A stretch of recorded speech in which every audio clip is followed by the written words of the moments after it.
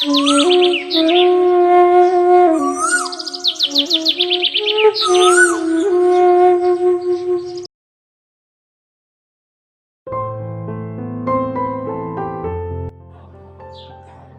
নাকি সুখ কেনা যায়, এটা কতটা সত্যি? টাকা থাকলে কি মানুষ জীবনে সুখী হতে পারে? এই পৃথিবীর বুকে অনেক মানুষ আছে যাদের টাকা পয়সার কোনো অভাব নেই, কিন্তু তাদের জীবনে কোনো সুখ নেই। আসসালামু আলাইকুম, কেমন আছেন সবাই? আশা করি আল্লাহর রহমতে সবাই ভালো আছেন। আলহামদুলিল্লাহ, আল্লাহর অশেষ রহমতে ও আপনাদের দোয়ায় আমরাও ভালো আছি। ভিডিওটা সকালের নাস্তার পর থেকেই শুরু করেছি। কিছু বাজার নিয়ে এসেছে আর সেগুলোকে একটু গুছিয়ে রাখছি।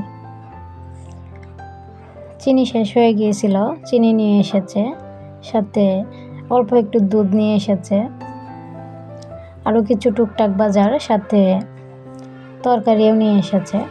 আর সব কিছুকে এখন গুছিয়ে রেখে দেব ঠিকঠাক করে। কাঁচামরিচ, পেঁয়াজের মধ্যে আবার দেখা যায় আদাও নিয়ে এসেছে। যারা ভিডিওটা ক্লিক করেছেন আর এই পর্যন্ত চলে এসেছেন, প্লিজ আপনাদেরকে অনুরোধ করব এক লাইক দিয়ে দিবেন। আশা করি সম্পূর্ণ ভিডিওটা দেখলে ভিডিওর কোনো অংশ কিংবা আমার কথার কোনো অংশ হয়তো বা আপনাদের ভালো লেগে যেতে পারে। আমি শুকনা বাজারগুলো গুছিয়ে নিয়েছি, একটা বক্সের মধ্যে ভরে এটা রেখে দেব। আর আমি এটার মধ্যেই সব সময় শুকনা বাজারগুলো গুছিয়ে রাখি। রান্না করতে যাব, গিয়ে দেখি সব মশলাপাতি শেষ হয়ে গিয়েছে, তাই মশলাগুলো একটু কৌটায় ভরে নিচ্ছি। রান্না করতে গেলে এভাবে যদি মশলা শেষ হয়ে যায় তাহলে কেমন যেন একটা খারাপ লাগে, রান্না করতে ইচ্ছে করে না। মশলা ভরা একটা আমার কাছে অনেক বড় ঝামেলার কাজ মনে হয়, জানি না এটা কার কাছে কেমন মনে হয়। তারপরেও গৃহিণী যেহেতু হয়ে গিয়েছি, এই কাজগুলো তো করতেই হবে।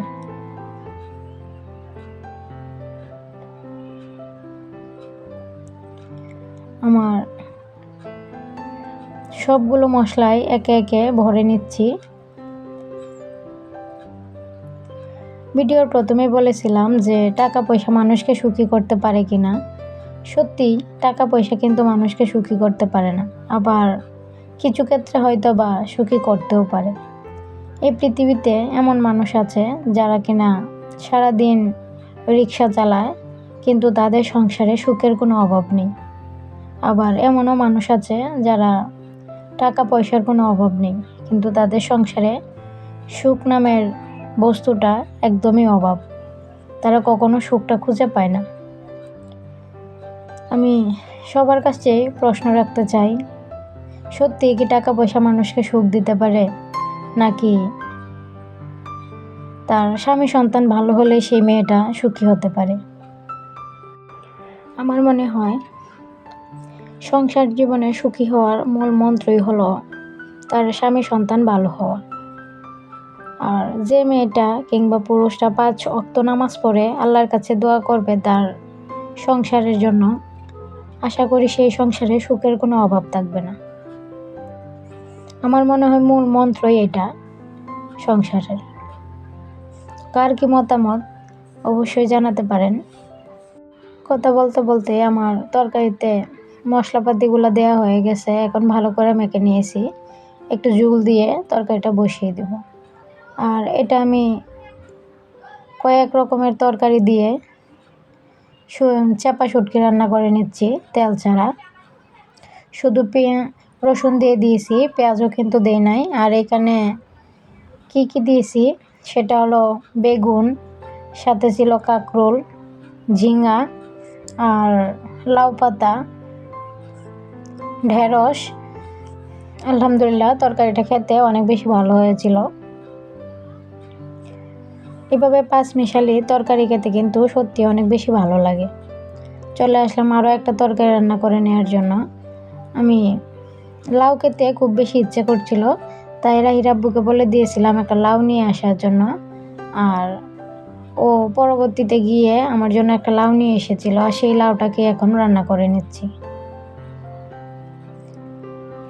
বাটা মশলা দিয়ে আজকে লাউটা রান্না করে নিচ্ছি। কাঁচামরিচ আর পেঁয়াজটা আমি ভালো করে পিষে নিয়েছি পাটায়। ইচ্ছে করলে কিন্তু ব্লেন্ডারও করা যায়, কিন্তু কেন জানি পাটায় বেটে আমার মশলা দিয়ে তরকারি খেতে ইচ্ছে করছিল, যার কারণে পাটাই বেটে নিয়েছি।